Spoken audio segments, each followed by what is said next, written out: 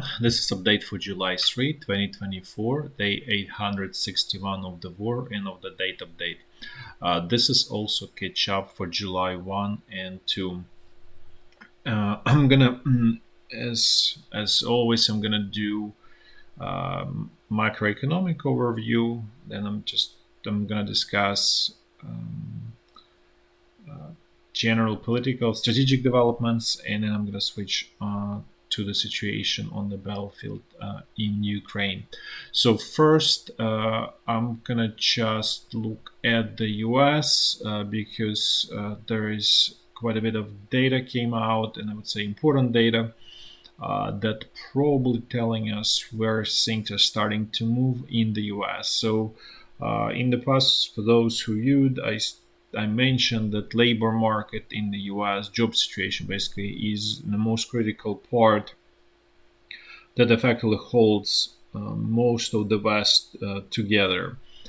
And there is new data that came out for the job market, and it looks like the job market is starting to go unravel and go in a negative direction in the US. So what I was saying before, that it seems that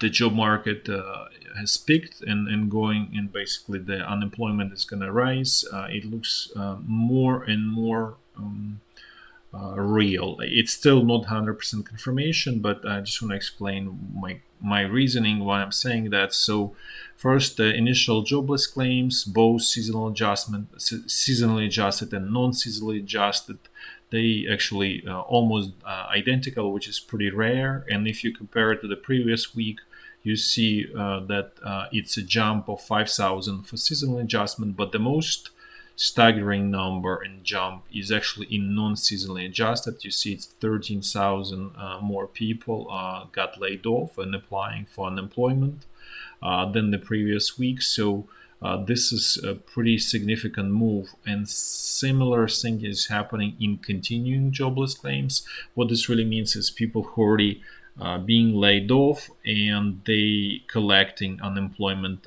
benefits. So they in the prior periods they lost their jobs. So the most significant jump, and this is prior week. So the seasonal adjustment is 1.8 million, 39,000. Now it's 1.8 million, 58,000.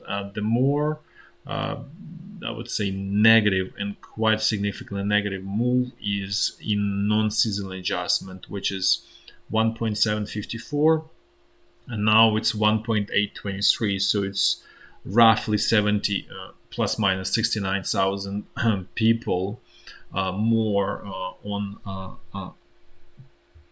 continuing being unemployed. This goes back to what I mentioned before, that the job market is not reabsorbing people who lost their jobs. So basically, job creation and new job openings are essentially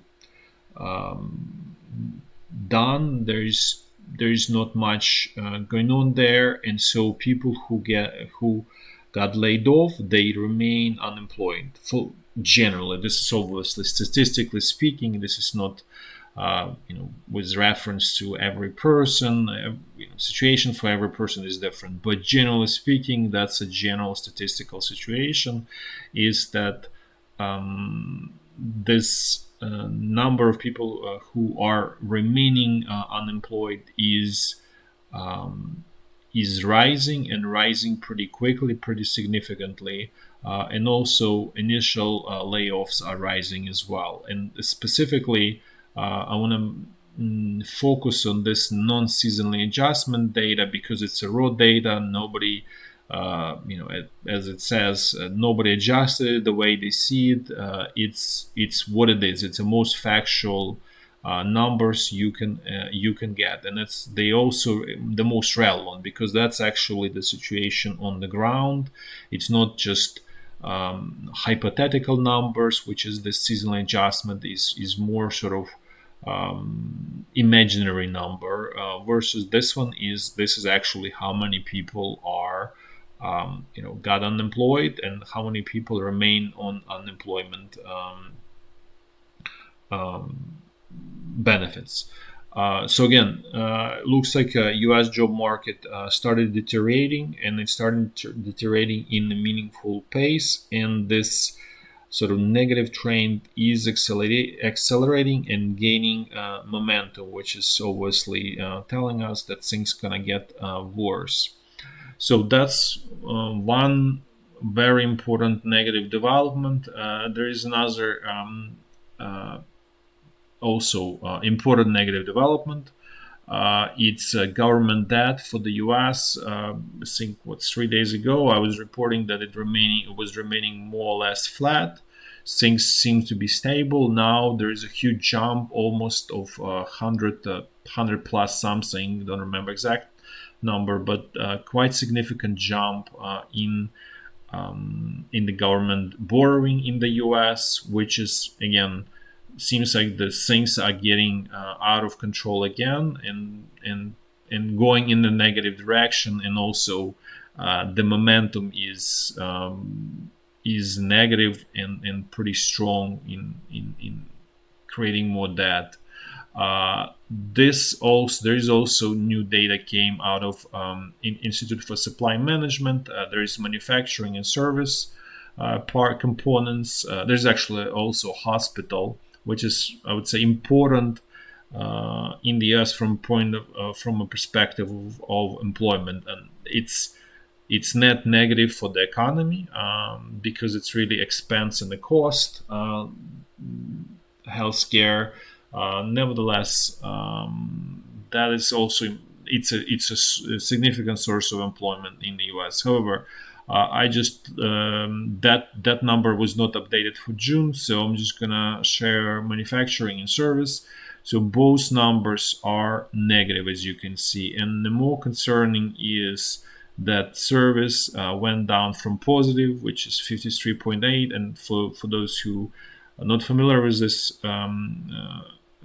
this metric, is the key here. If it's above 50 or below 50, above 50 is good, meaning that it's growing, it's positive development, and below 50 it's shrinking, it's negative development. So it's very simple, very straightforward. And so, as you can see, service flipped from a positive into the negative. So both of them are in pretty negative territory, which is consistent with actually this rising unemployment situation in the U.S. Even I would say, want to stress the more important part about the service is that it's significant portion of the U.S. economy, and unlike manufacturing, which is small sector, and it's I would say in general it should be much larger and so on. But the reality is in U.S. it's been dying for many decades, and so for that reason it shrunk to really tiny sector of the economy. But the service is the what it is. This is the biggest part of the economy, and service flipping into negative is does not bode well for the general economy in particular. And also there's also ADP employment numbers came out, and it showed that private companies created 150,000 jobs in June, which is on the lower end, so it's not a big number generally speaking, and it's somewhat consistent with general bleak picture that I'm sort of painting today. And also it's consistent with the situation with manufacturing. So manufacturing employment was down negative 5,000 people. This is again going back to all of the story about the manufacturing renaissance. It's just simply not happening, or at least it's not happening in any meaningful way in the US. So just summary, looks like it could be we going through some kind of inflection period where the economy in the US moving into negative, into definitely towards recession. I would say I cannot say definitely, but it all looks very bleak and negative. And these numbers are very, all of these numbers are extremely important. That employment and manufacturing and service, it's all sort of like key drivers of the well-being of the average person. So again, pretty negative there. I'm gonna switch a little bit to the more strategic developments in the world. I think you've seen the news that China is expanding and building out its uh, radar capabilities or radio surveillance capabilities in Cuba.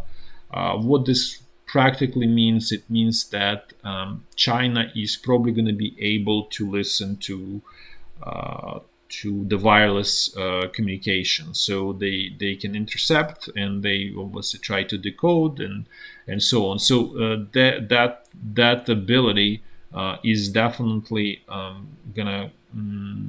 It's essentially one big spy. Don't know the radius or of those antennas, how far they can basically catch the signal. But I'm sure that China is putting the sort of most advanced, the most strongest equipment that they can get to on Cuba to be able to spy against the U.S. And the way it actually works with Cuba is you probably have seen a while ago, probably, I don't remember, like 6 months ago or something like that. There were protests in Cuba because of the standard of living is going down.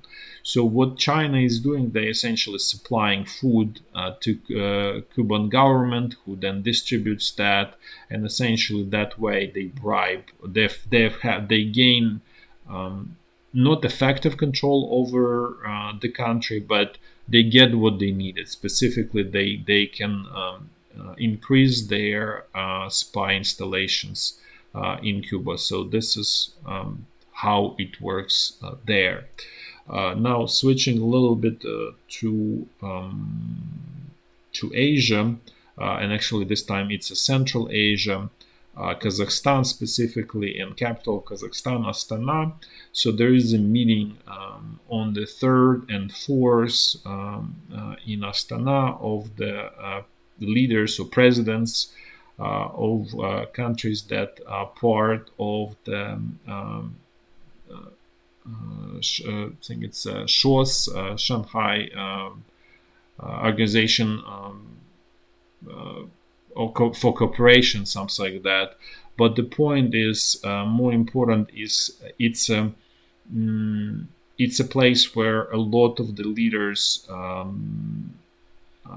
can sort of informally communicate. So there is Chinese president there, Russian president, they met already. There is Belarus president, there is Pakistan president, there is Azerbaijan president, there is Turkish president, obviously Kazakhstan president. There is a representative from Iran, with the exception that they don't have president right now, so there is sort of interim figure there. So it's not extremely representative, but as you can see, there is active work among this group of countries to basically, I would say,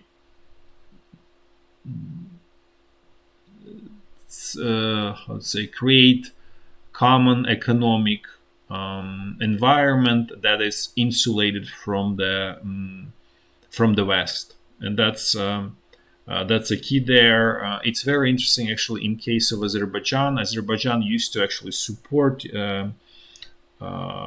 Ukraine and was sort of not supportive of Russia, let's put this way. But it actually gradually they drifted, and now they coming closer to having sort of strong relationship with Russia as opposed to Ukraine. And then Armenia, which was also sort of Russian satellite, now it's switching and moving more closer to Ukraine and to the West. generally speaking.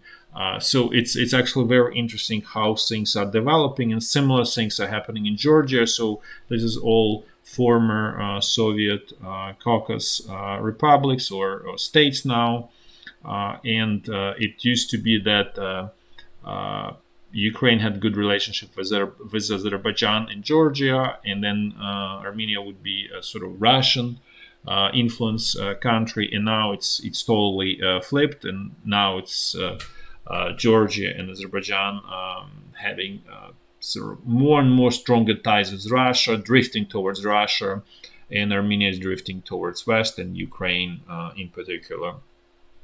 So again, this sorry, this group of countries that I mentioned, this not necessarily they even members of Shanghai Organization. It's more of countries who have common interest, and the common interest is how to insulate from the Western sanctions, from how to insulate from the Western economic influence, and that's the whole point of this organization. And as you can see, it's moving along. Now let's move to the situation in Ukrainian battlefield. I wanna, before I walk through the front line, I wanna mention that Russian military successfully attacked a couple of Ukrainian airfields, military airfields, not far from the belt, from the front line, with the exception of Mirgorod, which is in Poltava region, which is here, which is not terribly close to the front line. The other one was in Kryvyi Rih, and there was also another one somewhere closer to Dnipro. But and there were significant losses inflicted on Ukrainian Air Force as a result of that. I believe at least two fighter jets, I think Su-27, were lost, and potentially many more. The key point of that is that these attacks were actually were enabled by Orlan 10. So Orlan 10s were flying over those airfields and directing the attacks by the missile attacks, essentially, and then also surveying their outcome of those attacks as well. So this goes back to what I was saying before, that Orlan is extremely universal and extremely, I would say, important and deadly actually force. It may not be deadly by itself, but it enables other deadly pieces of equipment in that creates significant problems, headaches for Ukrainian military. And the bigger even problem is that somehow it was not even detected by Ukrainian military, so they didn't pay attention, they didn't see what's going on, and then they also as a result, they missed those attacks completely, and also there was no attempt to even shut down those Orlan 10s, and so basically, in some ways, I would say it's complete disaster of Ukrainian Air Force in terms of its basic ability to deal with these threats. It's simply there's no comments there, as they say, and the problem is that this will continue. That the Russian military developed sort of new strategy, new approach that works, and they will continue applying that as long as the Ukrainian side is not going to change. That there will be more losses, and unfortunately, that way there might be losses in terms of F-16 and all of that new equipment that Ukraine gets. And even though I would say that Su-27, I mentioned this before, they're pretty good airplanes. The avionics is definitely outdated. There's no question about it. But as simply aircraft, it's pretty decent even by now, just because the all of their sort of Western and former Soviet aircraft, they all coming from the 70s basically. They're more or less the same. Now I'm gonna do walk through the front line in a clockwise fashion, the way I always do. So first, the situation along the state border remains more or less the same. Nothing significant happening there. The situation northeast of Kharkiv remains also more or less stable. Ukrainian forces continuing their pressure in Leboka. It's subsiding. It's subsided significantly in Vovchansk. So it does look that both sides exhausted. Ukrainian side does not have enough resources to continue pressure and squeeze Russian troops across the border. So remains to be seen. Maybe things will change, but for now, it seems that this front line is stabilizing here the way it is, and that's why I didn't even update for the date. This is the same situation since June 27. Now let's move to the situation on the North Lugansk section of the front line. Things here more or less the same, slow move by Russian forces. In particular, they moved closer to this village Makiyivka, so they sort of moving closer towards their goal of eliminating Ukrainian bridgehead on the western side of this small river. Also pressure here in a direction of Kupiansk, but there are no sort of big sort of territorial losses by Ukrainian forces so far here. Then let's move to the situation on the North Donbass section of the front line. Russian troops continuing their pressure in the northern sector in all of the sort of typical areas without new major advances. However, there are advances in the southern part of this front line. Apparently, Ukrainian command decided to evacuate this bridgehead on the eastern side of this freshwater channel. So Ukrainian troops withdrew on the eastern side of the channel at this point. There's no question it's a tactical Russian victory. It does so now. It's actually where the fight for Chasiv Yar just starts. So it was essentially this fight that was going on. It was factually fight for the forward field of Chasiv Yar, and at this point, Russian troops still need to create northern and southern pincer, and so they need to expand this whole area. They need to probably capture Grigorivka and also move south. So we'll see what happens here. It's possible that Ukrainian command may evacuate this bridgehead remaining on the eastern side of the channel. Here remains to be seen, but overall there is sort of definitely move territorial losses for Ukraine. This is the old picture. This needs to be dated. So essentially, this area where I'm showing around this church is being evacuated by Ukrainian forces, and so they are firmly on the other side of the channel at this point. Now let's move to the central Donbass section of the front line, where things are, I would say, the worst overall. No new villages were captured by Russian troops. However, based on some information, Ukrainian forces evacuating this small kind of peninsula and moving basically on to the other side of these ponds that on the western side of this sort of cascade of ponds here. The pressure remains, and this probably there will be negative developments there. Let's put it this way. The other area that I would like to mention specifically, where Russian troops having some success, and it's not even so much about success of the Russian troops, which is very small and not big, but there was actually, I would say,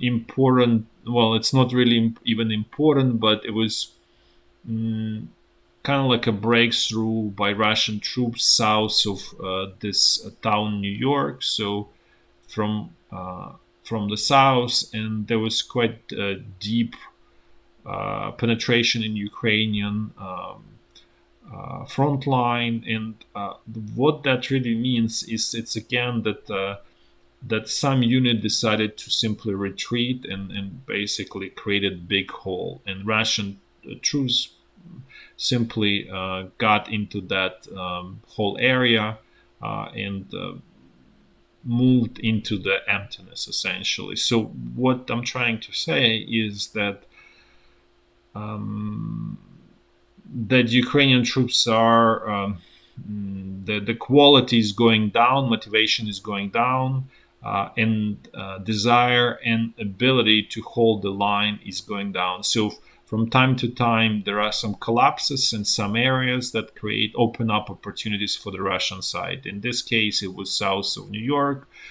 Similar situation happened with Ocheretino here, where this whole biggest Russian sort of advance is happening.